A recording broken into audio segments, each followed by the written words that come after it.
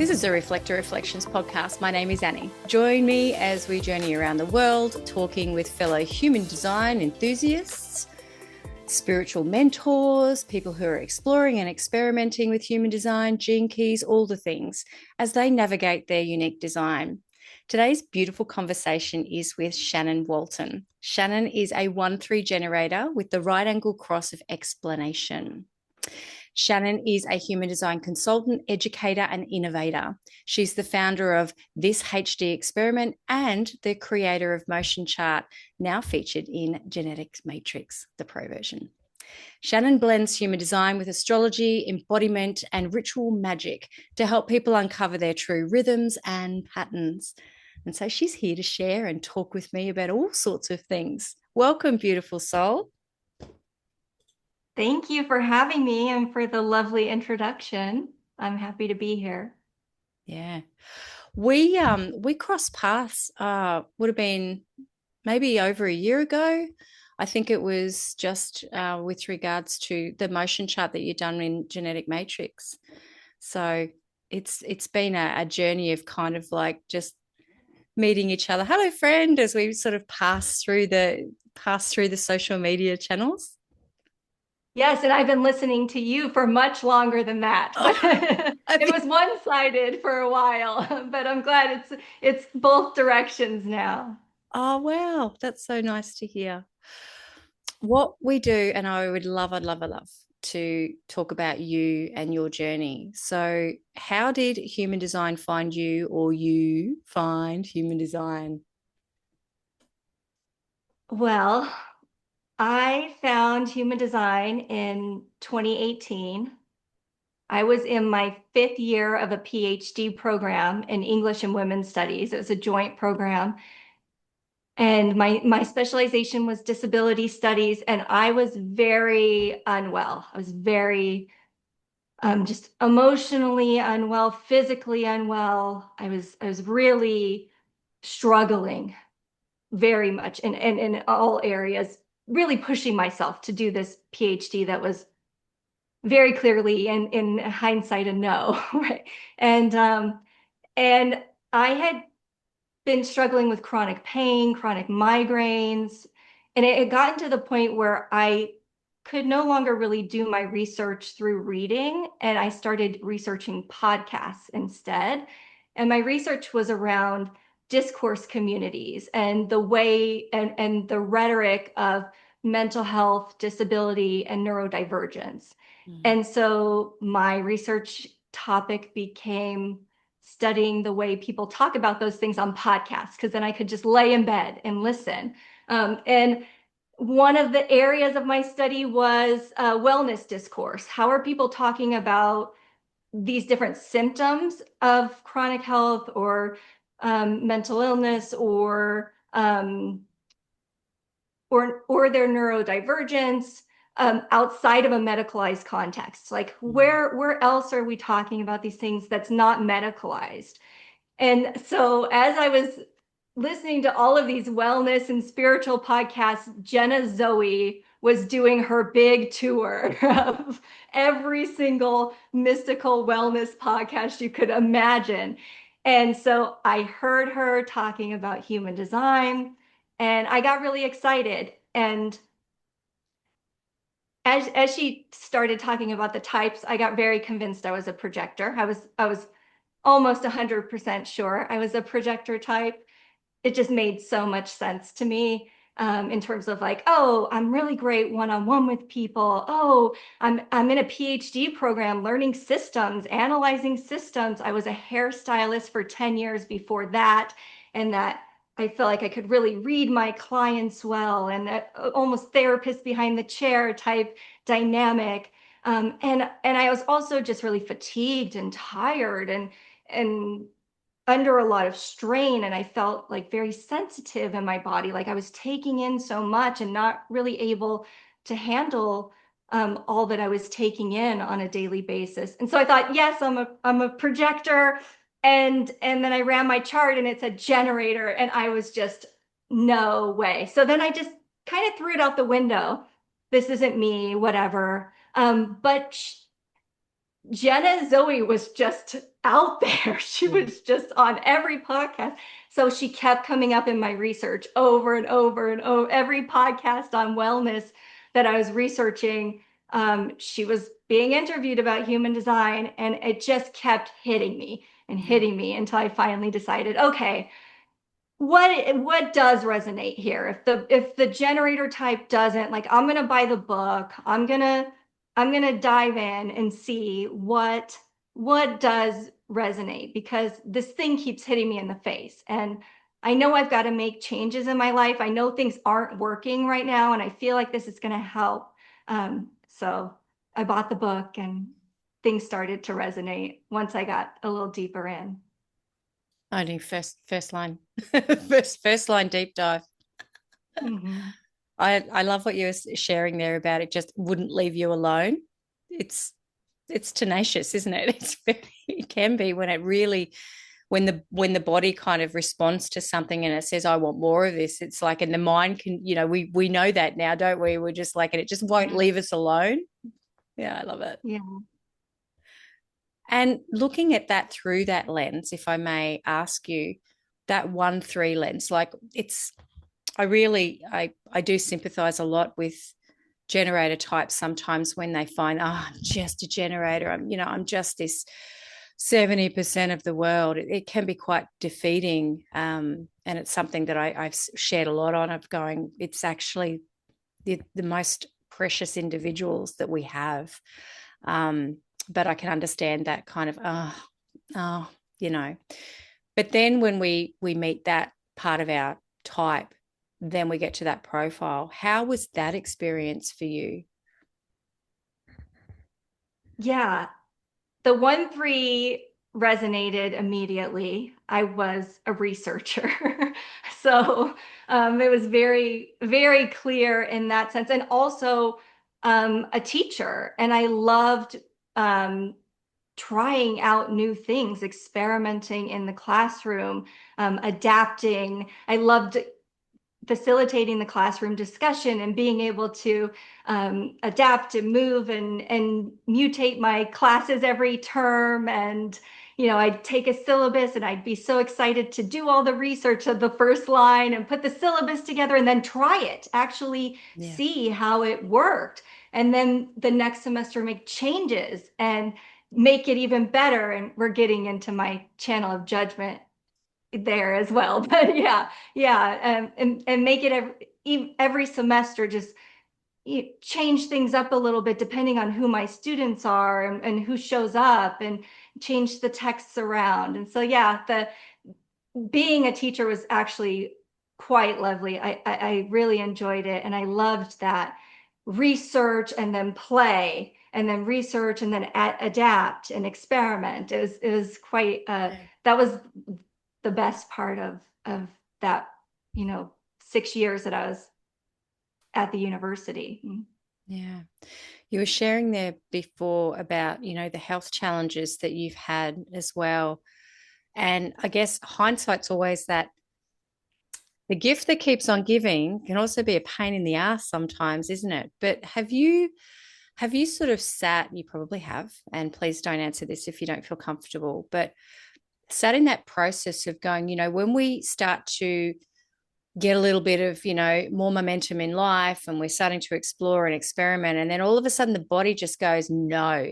I've seen this time and time again. And if anything, I see it more so with the generator types than with Mm. other types, because you guys just don't know how to bloody stop. How was that, like, looking in hindsight to those health challenges? You mentioned it about, human design. How did that help you kind of navigate that? Yeah, when I actually started experimenting and I was very unwell and I was on many medications and really just in a lot of pain. And so the first thing I really learned was to say no. I just had to start saying no. It was less about finding my yes than it was about coming to terms with what was a no. And um and that was hard. It was hard to say no, but once I started, then it got kind of like no to everything. I became the queen of no. And now, I mean, I'm very comfortable saying no now. When I feel frustration, I just stop what I'm doing. I literally just stop it. Um, but I do have both of my Saturns are in my spleen and I have a Saturn Pluto conjunction in gate 50, and it's the exact 1982 exact Saturn Pluto conjunction in gate 50. And then my other Saturn, my unconscious Saturn, is in the 57. And I have a split definition, and my root connects to my spleen and my sacral. I have struggle, judgment, and power, and they're big hitters in that spleen. It's both Plutos, both Saturns.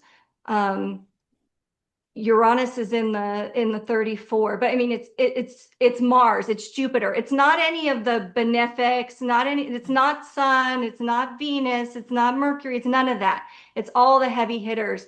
And I feel like I was getting very clear messages from my spleen through my physical embodiment that like what you're doing isn't working. And when I actually started saying no, my health vastly improved. I'm not on any medications now. Yeah. I am, I'm not experiencing chronic migraines anymore. I mean, I'm healthy, which is something I never thought. I really was at the end of thinking there's no hope for me. So yeah, so saying no was a real big game changer for me. And that looked like leaving my PhD program 6 years in without a PhD. I didn't finish. I left. Um, whew, Mm. that is hard. Yeah. That is hard. I also left a marriage that was my high school sweetheart since we were 14 years old. So it took a, a lot of courage to say no to the things I said no to. Yeah, there were some big choices made. Yeah, Yeah. yeah. It's really interesting, and I won't kind of go into this too much, but you're mentioning gate 50 there because you've got gate 50 quite a number of times in your sleep chart as well. Don't even know if you've gone down that rabbit hole. Sorry if you haven't. Whoops. Um, I was like, oh, something there. Yeah, no, tell me what is significant about that? Well, I guess when I've got something coming out on this maybe before or after I release this podcast, just to do with the like how the neutrinos are kind of working when we're either upright or we're laying down.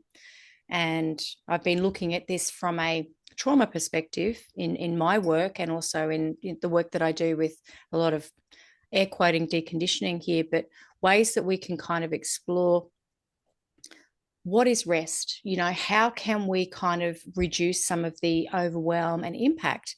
And a lot of that is laying down, on the ground or wherever it is. It doesn't matter what happens when we do that. And so just going back into the mechanics of human design, and it was something that Ra always spoke about, that non-sacral types, for example, need to go to bed before they're tired. It was this kind of blanket kind of thing. And my investigative approach is always, but why? What's happening? So I like to get very curious. And so it kind of led me on this to go, well, what is that makes us feel so calm? Like, what is this anchoring that we have? And in a spiritual practice, you can go, oh, it's because I'm connected to the earth. But I thought, well, let's look at this from a human design perspective and go, what happens in the chart? So I went into the dream rave analysis stuff. And we can see how we uncouple, we become mammalian. So if we're looking at that chart, we become mammalian. And so we don't have all of the chart, we have a mammalian chart. So how that shows up. So when we're resting, a lot of us is still, well, you, for example, you uncouple and your chart is a reflector chart. So it's open, but there's also still gates in there. And prominent one for you is, black and white, mystery, that kind of 50 in the mammalian. So even when you're sleeping, you are still conditioned by these energies.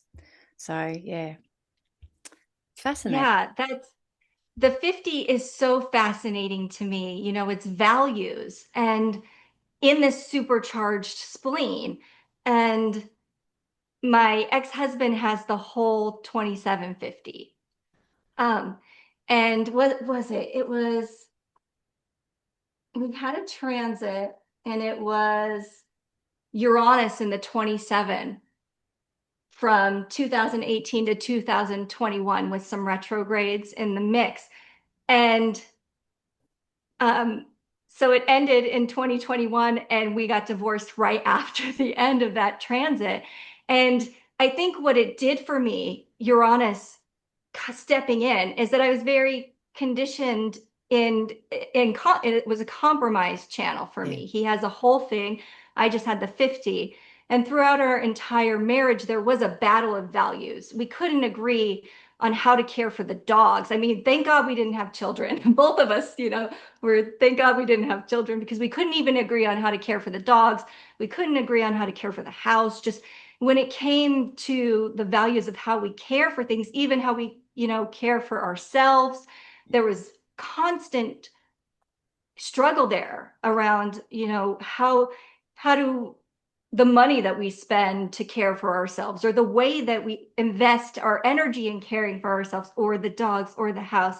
And it seemed like when Uranus came into the 27 and hooked me up, boy, that supercharged my 50 and there was just no more compromising my values anymore. It was like these are my values and Uranus does that. It brings this big shocking and individuating energy. And that was a point where we're talking Saturn and Pluto in the 50, Uranus in the 27, boom. There's just no, at the end of it, it was just over. And it was over for both of us in a very like, it was just done. Yeah. It wasn't, there was no hard feelings or anything. We were just very clear that we were never going to be on the same page values wise. And it was just this event, that transit was just this event that just made it impossible to Mm. compromise my values after that. Well, I love that for you, but not, in a really weird way of going, Yeah. I don't love that you got divorced, but I love the empowerment of when we can kind of meet this is not working for me and I'm going to honor who I am and what I want to do and my values and stepping into meanness, because that sounds like that journey that you've been on of stepping into Shannon, who am I? What do I like? What lights me up? What do I want to do? Yeah. Listening to the sacral, which, you have a sometimes, and I would absolutely adore your input here because being a reflector, I don't know how that feels. Like I can kind of get an idea, but sometimes when I see people's charts or I meet them, they've got a very conscious sacral.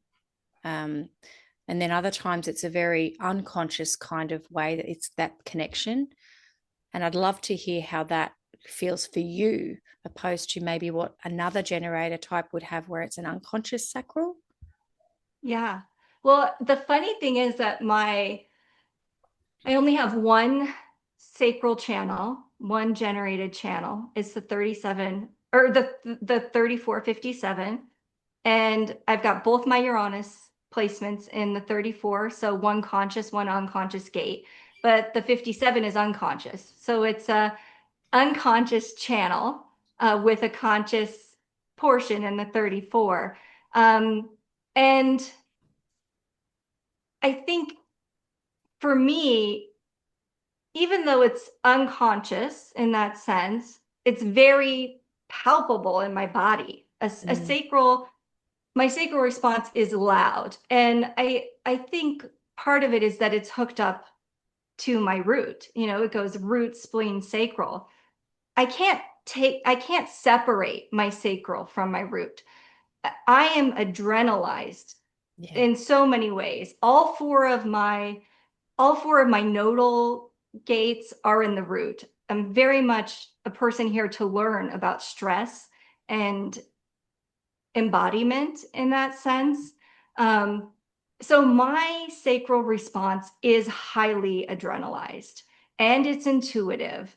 And so it's very loud. And my frustration is very palpable in my body too. I don't know if you notice, but I get animated. I am my sacral, the I am not an Yeah. person. That doesn't come out of me. I don't know. When I talk to clients, not a lot of people who I have worked with naturally do that. I understand that's how Raw conceptualized it, and some people do. That does not resonate with me at all. I I am a I get bigger. When my sacral is on, my arms go up in the air, my chest opens up, my voice gets loud, my face gets expressive. I start moving towards the thing. Adrenaline floods my body. I will even get very shaky. If something's a huge yes, I will be shaking. It's so adrenalized. Um, and the same thing with my no.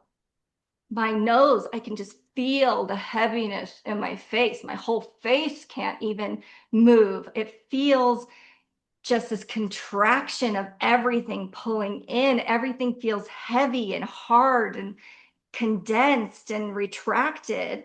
Um, I can tell when something is a no and I really like the person that's, that I'm talking to, because I'll go, "Whoa," and I start making these grindy sounds. Like I'm trying to start the key, like trying to Yeah. start the engine with the key, like, and I'll be like, well, and it just this grinding, like I'm just trying to work it up, but it's not there. It's not going to happen. So yeah, I have a very embodied sense of my sacral. It's not for me an uh-huh or an uh-uh. It's just not. I've never naturally done that. Um, but I do feel it. Yeah. I thank you. I love this so much because in my experience, I've watched the generators and I see them struggle just in my ungenerator opinion. I've watched them struggle because when they get into human design, they're kind of trying to have to train themselves to do this. And I watch it just in my family. I've got obviously a manifesting generator and a generator. So it's in my day to day, and I see how it's very different between them. One's got a motorized throat and one doesn't. So that's a completely different story. But, there is this sometimes when it comes out, it isn't always a vocal expression. It's because sometimes people don't.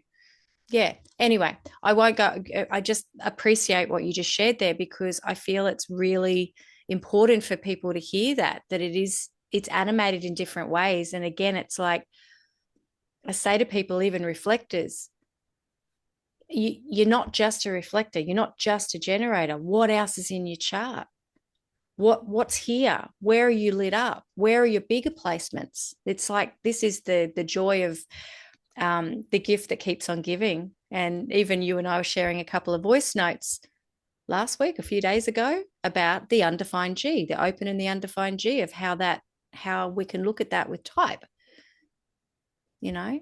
So Yeah, that is one of I have the channel of judgment. It's my moon in gate 18, my conscious moon, my driving force is to correct things, to correct systems on a collective level. And then I've got my Mars and South Node conjunct in the 58, which is a Capricorn gate, and it's in my ninth house. And so it's like Mars and Capricorn, South Node connected to the moon, just driving force, this need, this deep adrenalized need to correct things. It makes it hard to be in community in human design. Because the funny thing is I love to hear all of the different expressions of this system through everybody. And I will express my corrections and my judgments, but I still want to hear all the other things. Like I still want there to be space for all the other things. But this is one of my things around human design that's always a challenge for me. And I also have struggles. So I like to struggle. When a struggle's worth it, it's actually pleasurable for me to struggle with something. And so this is one of the things I struggle with is the question is, if you have an undefined G center and you're not technically meant to identify with things, is it then correct to identify with your type? Like, how do we reconcile these things of following a set of rules about how, a strategic set of rules about how to act based on a type? How do you even begin to do that without identifying with the type? And if you have an undefined G, and you're not meant to identify with anything to that extremity of following a set of rules based on that identification, how do we reconcile these two things? It's something that's challenging for me. Yeah. And I can really, again, I can look at this, and I think I was sharing with you, look at this through the reflective viewpoint of just going, well, you're a reflector, or you're a 5-1, or you're a 1-3. It's just like, whoa, they're blanket statements.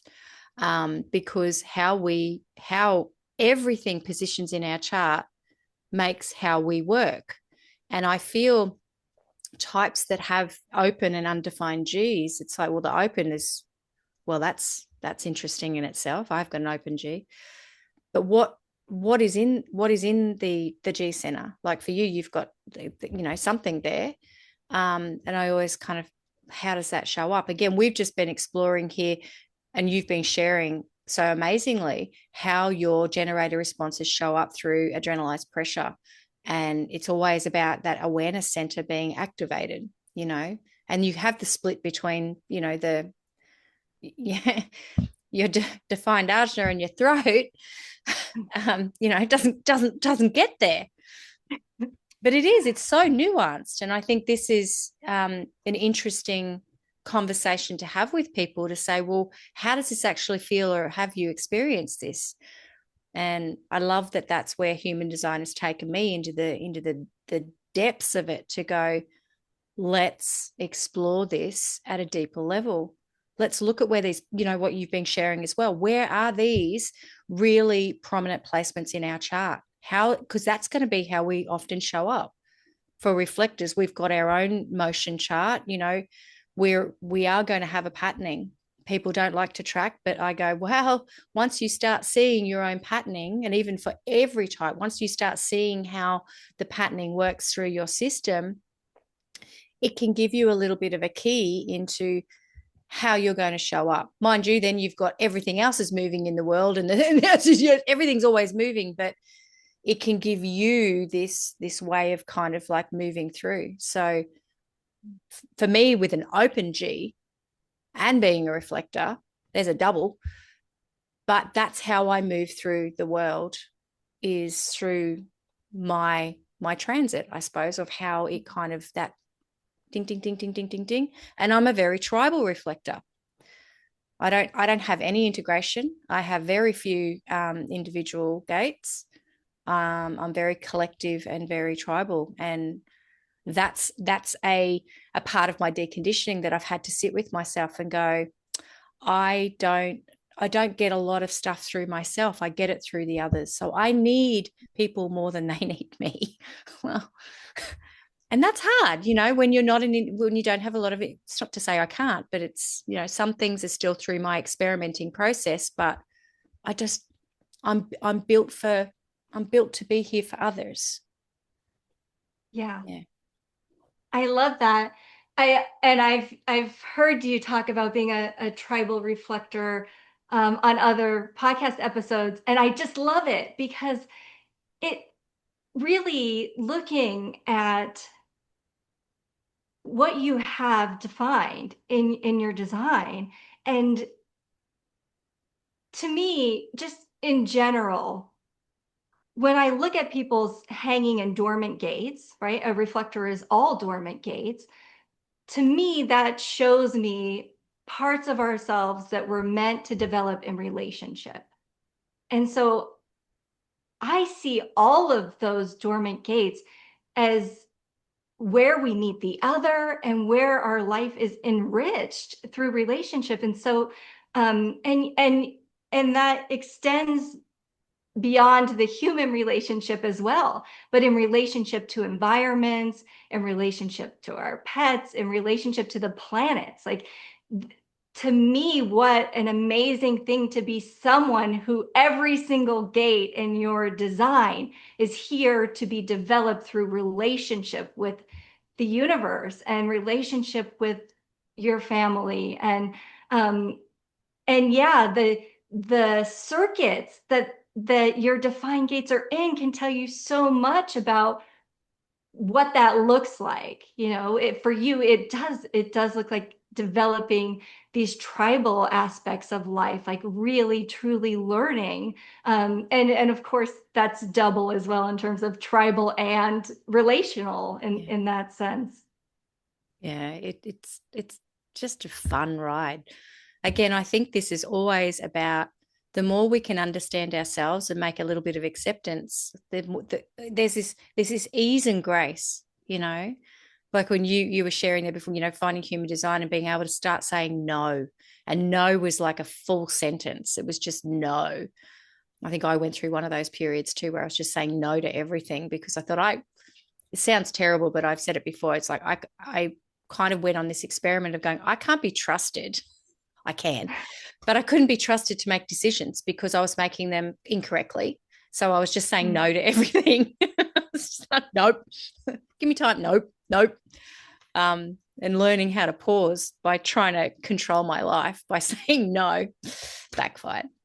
But yeah, that entry into learning to sort of understand our own energy and how it wants to show up by saying no. I'm really curious because, well, my motion chart was, I developed it kind of through the process of working with a reflector client, who actually became one of my great friends. And but we did some long time work together over the course of a year. I think we met together at least 5 or 6 times. And what I was really wanting to do is to help her see what is consistent or reliable in herself, to see that there is a core self there, even though there's not a channel to like anchor it in, right? And so over these sessions we played with all different ways of trying to figure out like how to get her to break out of some of the things that human design says about reflector as a type, and to figure out for herself what it means to be a reflector. I mean, most of my work is like, okay, we can take these keynotes and these charts, but like at some point you have to throw all that stuff out and just experiment and see what it means to you. Like, yes, you've read all the reflector definitions, but like, let's look at different things in your chart and start to understand you in outside of that word, outside of that. And so we did some line resonance things where we looked at like all of her fourth lines, because she's a 6'2", but she had a bunch of fourth lines. And so I was like, well, let's look at the fourth lines. What's there? Oh my gosh. It was the most significant stuff. One of her Saturns is a fourth line, and that we went deep into that. We pulled Sabian symbols. For Sabian symbols correspond to like every single degree. And so we pulled the Sabian symbol for her Saturn and for her nodes, and we just approached her chart in every possible way over that year. And then as we got into the lunar cycle stuff, I really started to feel like this linear mapping or body graph isn't helping people see the cyclical nature of what's happening, in terms of the electromagnetic channels forming with the planets. And so after that year, I just kept trying to figure out what's a better way to visually represent this. And I created the motion chart, which maps all of the harmonic gates to your hanging and dormant gates onto the rave mandala. And it does so by highlighting the rays corresponding to those gates so that you can look at it astrologically. And you can see whenever a transiting planet moves into one of those highlighted rays, you're going to have an electromagnetic channel with that planet. And it is a map of your expansion and contraction of your lunar cycle, but also anyone can use it in terms of like your solar cycle every year, your contraction and expansion every year, your Mars cycle, Jupiter, all the way, through it. And I know you've experimented with your motion chart and looked at it, and I'm just wondering about your journey with lunar authority and waiting a lunar cycle. And I'm wondering if it's changed at all for you throughout the course of your time with human design. Yeah. So I would be coming on tracking for nearly 4 years. I don't track consistently anymore. I know when I stumbled across, and I would love to step us back here a little bit too, of like, that's so good to hear. But I knew the backstory anyway, but for people listening to this, of how this motion chart came to be, and I'd love to hear also the backstory of how it got into genetic matrix, because that was like, I think it was stumbling across it. Yeah. And then I'll Yeah. share with that with you. You Oh, mind? yeah. Oh, yeah. You want to hear the story now? Yeah, I Okay. do. Um, so I had envisioned it being in genetic matrix for a long time, but I figured there's no way it's going to happen. That's so much programming and whatever. Um, but I had a vision for it, um, and so one night it was an eclipse. It was an eclipse in gate 36. And I have my unconscious moon in gate 35. And that is a manifesting channel. That's emotional manifesting channel of transitoriness. And I had gotten an email, a general email that Genetic Matrix sent out like maybe 2 weeks previous to that, that said, we're looking for ideas for charts and chart views if you have one. And I had had a little sacral response, but then I just hadn't found the time to like gather all the materials and pitch my stuff.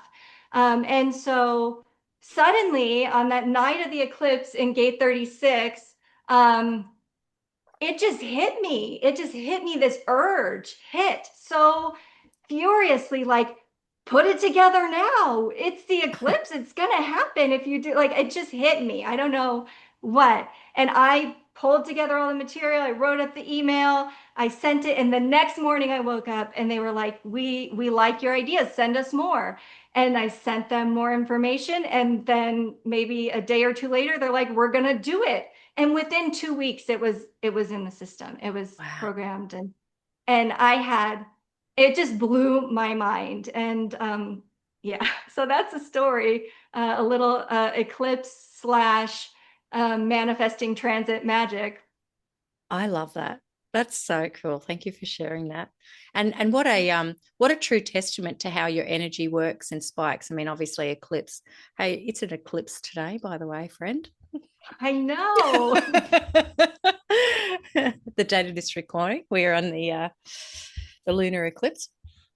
Yeah, so I had been tracking for quite some time before I stumbled across that in genetic matrix, because you've got to have a pro account, by the way, people, just to access it. And that system is huge. So sometimes you don't even see that things are in there and they've updated. It's like, oh, what's this now? They've moved it around. Or if you just kind of, yeah, anyway. So when I stumbled across the motion, I was like, oh gosh, this just done everything that I've been doing manually. Yes. Do you know what I mean? And I've run reflectors through this, and I still like to do it because it's good for them to have this, with all the apps around now. Here's my heresy coming in, a little bit of fifth line judgment, but it's like, it doesn't land when you're not actually present and being accountable for it. And I'm a tactile person. Not everyone is, but I am. And so I get colors and I get drawings. I think you are too. You like I love your art, by the way. So for me, it was like, oh my gosh, this is already done for me. and I could see it. That was, I think, the first time that somebody had put it on the actual mandala as how I was working. So that lit me up. But I've also been so invested in knowing it throughout this cycle now that it kind of just it flows. So when to answer hopefully quickly, I might go off on a tangent. I'll try not to. Open head. You've got one too. um, I was trying to be regimented when I first started tracking. Like, oh, well, this has changed. And it's a full-time job. If you're just tracking a lunar transit, it's a full-time job. It's like you're asleep half the time. Yeah. So it's like, what's the point? And I was trying to feel, and just more and more I'd do it one way. I'd try and, anticipate what was coming up. Other times I wouldn't. I'd just note what was going on for me or what was happening. And then I stopped and I was just noticing how I've done it all. Like because it excites me to get curious. So these days I still track because I understand how my energy is going to show up. But what excites me more is how the other transits are tracking. So that's when I kind of really started to get into astrology, because that was kind of helping me understand planetary influences. And so now I know my system and how it kind of rolls around. Well, never say I know, because I'm always learning something, but I'm more curious now about going, ooh, this is not something we've had. I think I was sharing something a couple of months ago going, this is something that we haven't had for 100 and something years. No one's had this for, I can't even remember what the transit was. So there's those, outlying planets and how they kind of move through us. So anyway, did that answer your question? Sorry if I went off on a Yeah. And tangent. I mean, it it did, and it reminded me that you have this Neptune transit with Neptune in the 25, and that connects to your unconscious Venus in the 51. And yeah, and the first of all, I want to say that I agree.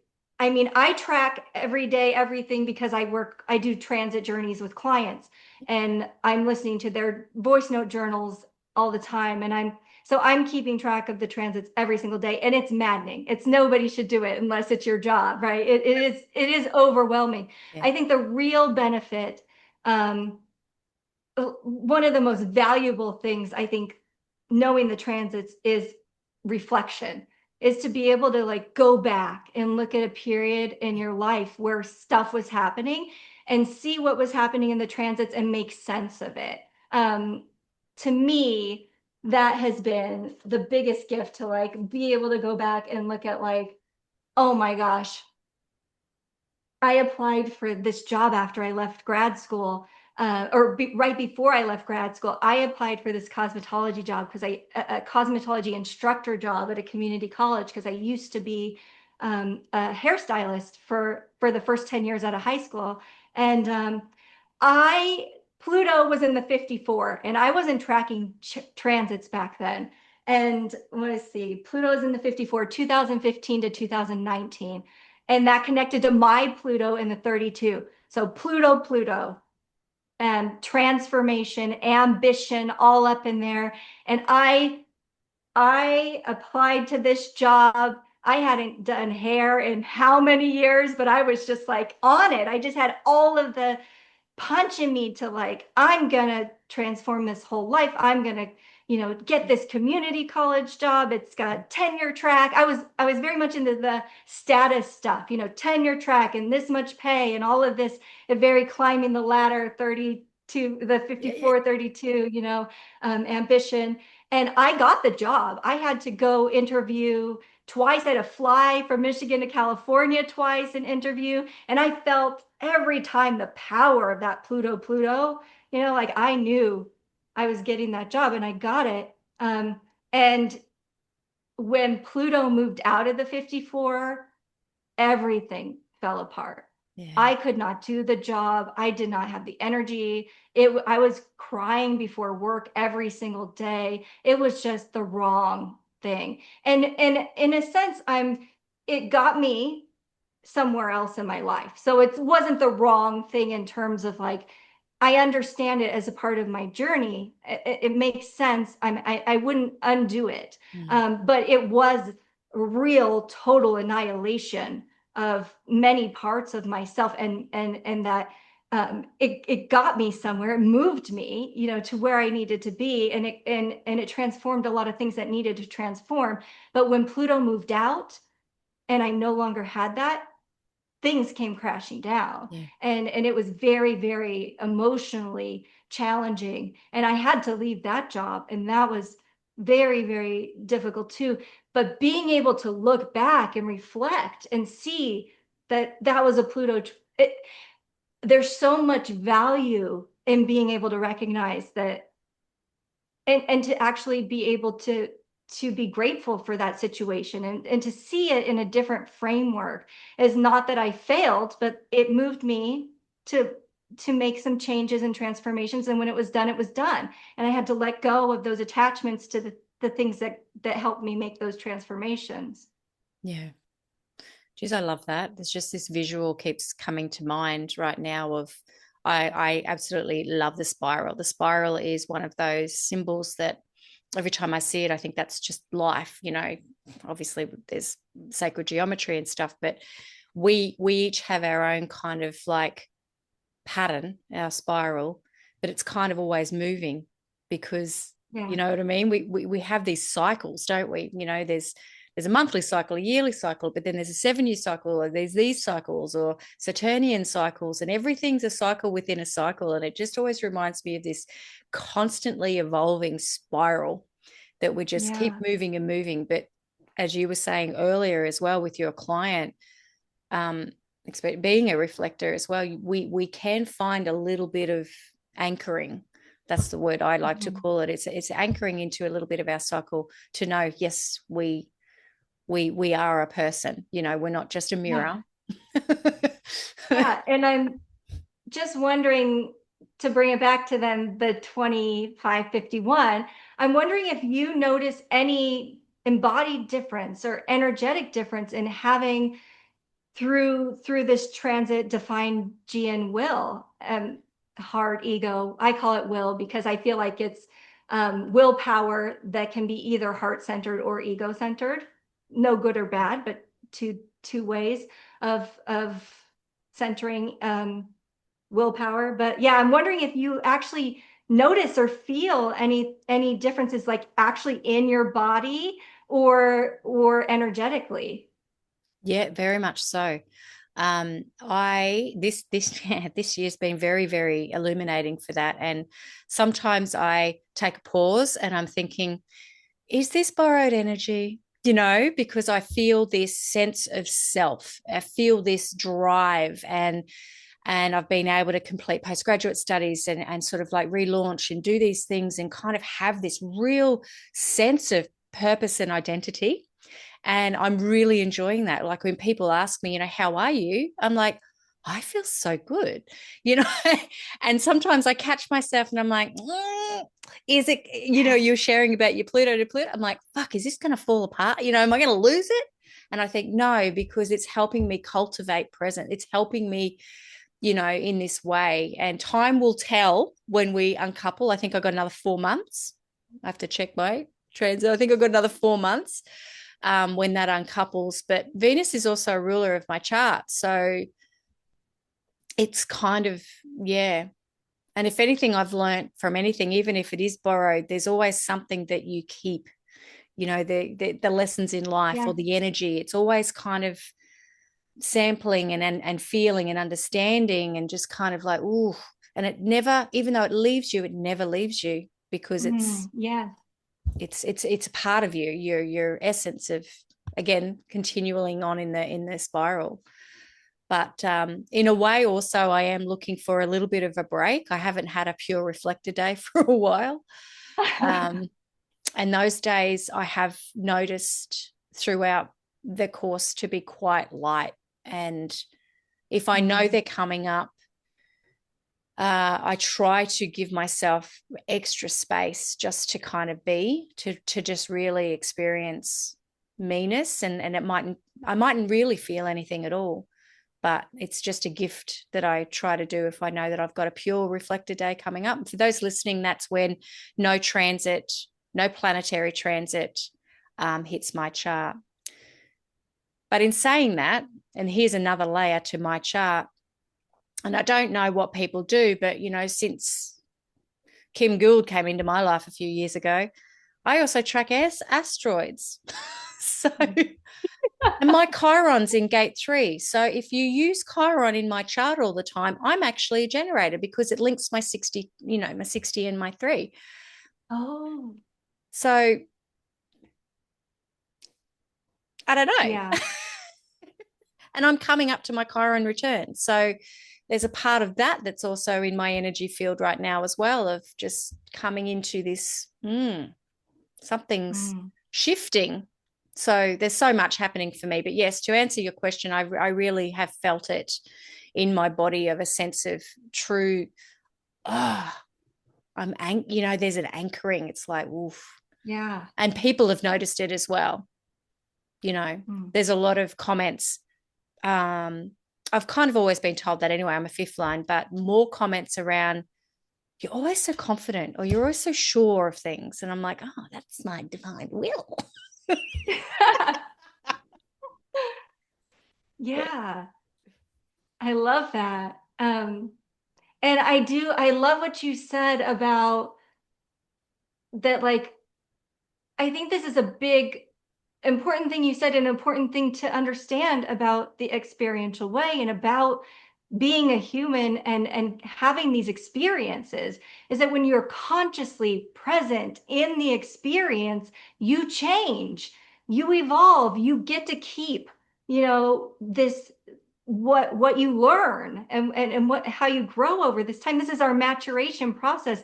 And I think that's a significant thing about knowing the transits in terms of Pluto, Neptune, Uranus, and also being witnessed in experiencing them, is getting to tell your story of how you're experiencing it and anchor in your body the memories of what this feels like. And in being consciously aware, you're able to say, oh, this is what will definition feels like. This is what G said. And you do it, I think, being consciously fully present of it and experiencing it with awareness of what's happening, you do carry more of that on. You just change, you just evolve and grow. And I think that's part of what abstract circuitry is about when you fully allow yourself to be in an experience. You change happens, maturation happens. You're not the same afterwards. And so I think it's great that you're conscious of it and you're getting to share stories with friends and get reflections of how it looks coming through your expression. And you will have, I think, more of that in you after the transit passes. And I think from doing transit work as my major, work,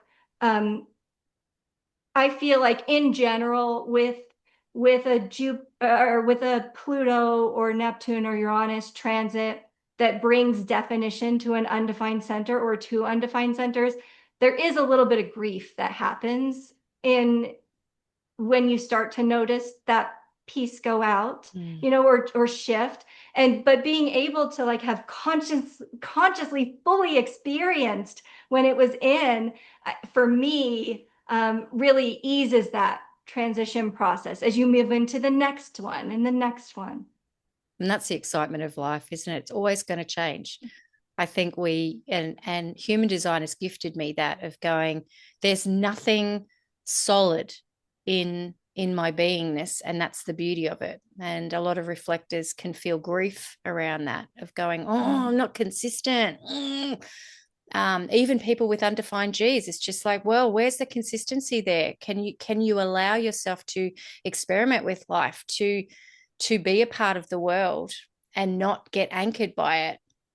So I love that kind of, from my lens of going, that's what it actually excites me and lights me up these days, opposed to going, oh shit, I can't finish anything. I kind of just try to change it to go, yeah, but what's next?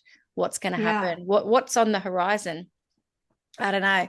I know it seems like a really lighthearted way to look at life, but there's no other way. Otherwise, it's just trying to define things or trying to stay down when I that's true acceptance of self, to go, that's just not my design. Or anybody that possibly has that undefined G, be free, be floaty. Yeah.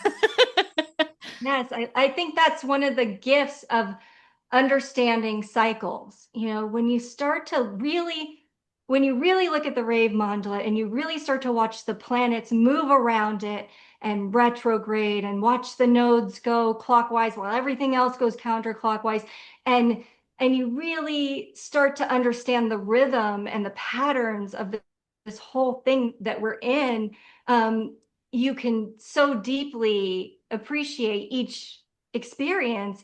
For me, each transit. I mean, I've got Uranus is in gate 20 now, and that's connected to my 34. So I've got this 34-20 with Uranus, double Uranus, you know, like both of mine up to, and it really adds something for me knowing that, like, this is the only time I'm going to experience my sacral getting directly to my throat in pure Uranus. You know, Uranus now and Uranus then, right? When my design was programmed. And it brings magic to me. It brings just this potential to be in awe of each moment and be in awe of each period of your life, and to be grateful for the changes, and getting to experience a fullness of what's here for us to experience. So well said.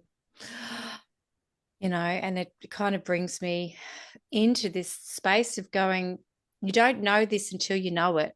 You know, your journey as well, my journey, it's all different, but we and others, not just us, but when you take the time to actually have fun and yeah, read about it, get invested in it. But I'm really passionate about that in person or in embodied way of how are you going to play around with this. That's when it lands. And you can't tell people that because you got to go through your own process. Do you find that too? Yeah. Yeah. And I think it's so valuable to have a buddy, you know, like to have another person at your level of experience to talk about this stuff with, and share your experiences with, and hear yourself, you know, change and shift. And my best friend Annie and we talk about the transits every single day. And so I guess what I really want to encourage people to do is like make a buddy, even if it's a stranger on Instagram or whatever. I mean, that's how I met Annie on Instagram. And yeah, I think it brings so much to it if you can just find another person who matches your enthusiasm and matches your curiosity, who's at about the same level as you, who's just willing to, so that you can be witnessed. Because what I'm seeing, one of my judgments with human design is it's so logical. It's so much about the formulas and following the strategy, and, you know, like, and being able to just have an abstract part of it that is just about witnessing and discovering together, and the surprise. I mean, I know surprise is a reflector word, but I also think it's an abstract circuit word as well. When you go in that discovery, when you feel a new feeling you've never felt before, when you manifest a desire, like all of these things have surprise in them as well.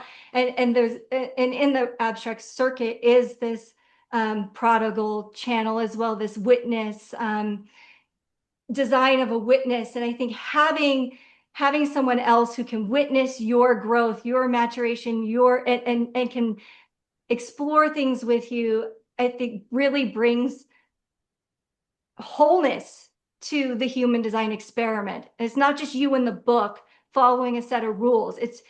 I mean, Annie and I have made our own rules and our own concepts and our own things, we talk about holistic authority, and, we just create our own stuff. And so just, yeah, I think my biggest thing for people is find somebody to witness you and be a witness for somebody. And it becomes a much more full, whole, complete experiment that way.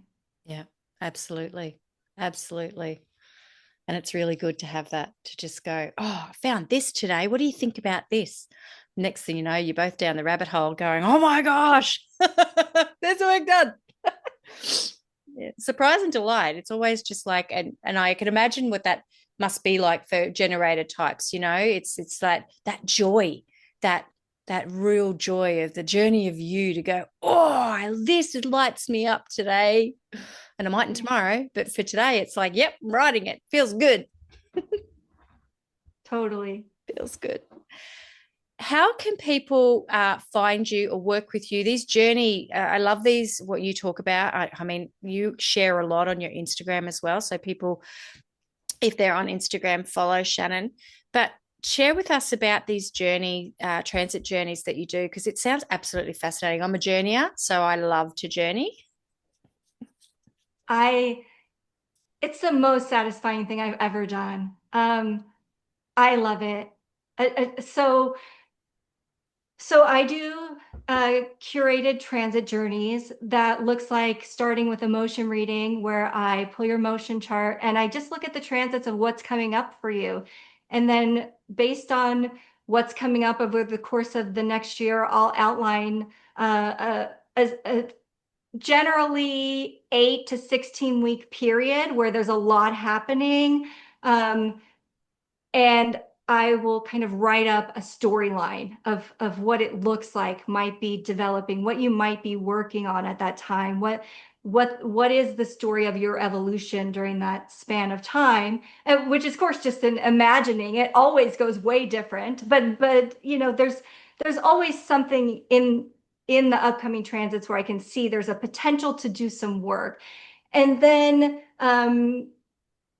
and the actual journey, just like, I call it a journey because it is quite mystical and magical. I'm asking people, when they enter this 8 to 16 week period of meeting once a week, generally about once a week with me, is that they suspend disbelief, that they actually just open to the idea that we are possibly in this cosmic program and there is a storyline to our lives, and that we have the chance to witness it unfolding. And I also ask people to kind of drop what the book says about type, strategy, and authority, about, let's just work with the keynotes and what you're actually experiencing. And so for that period of time, we meet once a week, and and in between, voice note. And generally I will keep track of all the transits, and clients do as much or as little transit tracking as they want. Generally not that much, but they'll share their stories with me, and I'll be able to say, oh, you have this channel right now. And we do all kinds of, like, I create practices, rituals, guided meditations for them to do. It is very mystical. I'm asking people to kind of enter a mystical space of surrendering to this experience, just being open to seeing the transits in play in your life. And so I create chanting practices where we chant the hexagram structures for the gates that transits are happening in, and guided meditations. And we do exercises like a client having a Mars transit, and we just look at the Mars archetype and the time period where that's in play, and just journal every single thing that happens. Don't try to filter out what gate or what channel it is. Just journal everything. And then when it's over, let's go back and see, like, what actually happened. What is right now, Mars is in gate 57. So, like, what is gate 57 really, right? Like, if you actually just throw out all the books and just look at your experiences, what happened when Mars was in gate 57? not what you think should have happened, not what you think intuitive clarity looks like, just what did happen, people start to cultivate their own understanding, their own sense of what intuition is. What is splenic intuition? What is it when it comes through Mars? What is it when it comes through the sun? What are the differences? So we just really break out of the rigidness of the formulas, and it is about gnosis. It's about having those experiences where you just know what 57 is now, because you've experienced it and you've watched yourself, and we've talked about it, and we've reflected on past transits, and we've looked for what it looked like in different iterations. And then you just leave the experience going, well, I don't really need to track the transits. I know when I'm having a Mars experience. I know what Mars feels like in my body or in my spleen. I love it. It's the best thing I've ever done in terms of me. Like I love it for me. I got and massive of course tingles. I love it for my clients too. But I get massive tingles when you're talking. That's exactly my tracking experience over 4 years. But I've been doing it on my own. So it just sounds glorious to be able to do it with somebody and kind of invite them into that space. So what a gift. What a gift. I love it. Wow. Thank you so very much. We keep talking, but thank you so much for gifting me your time today. It's been such a pleasure. Thank you. And just, I mean, thank you so much. And I,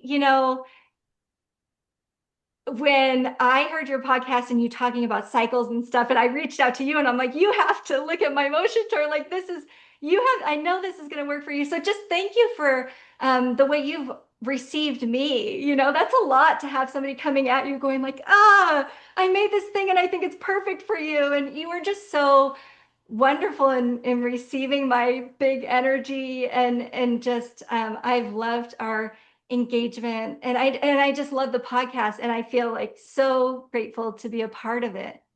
Oh, you're welcome. Thank you for those kind words. I am here to be impressioned. I get out of my own damn way a lot of the time, because when I do, all these magical things come to me. It's I don't know. I've just found that life works like that. You just, allow most of you humans to be doing all your beautiful things in the world, and I get to experience them. So I'm like, yay. It's a pleasure. Well, I hope that we can do this again. Yes. You never know where we're going to go with the next one, but I'll wrap us up. I'll pause this now. Do you have anything else that you would like to share before we wrap up? I will put your contact details all in the show notes, so people can reach out to you. Yeah, I have openings for Journey. I have 2 clients wrapping up journeys in October and November. So I have openings in October and November for 2 more clients. And I love this work, and I hope I get to keep doing it. Beautiful. Well, thank you again for your time today. Thank you. And I'm going to talk to you soon.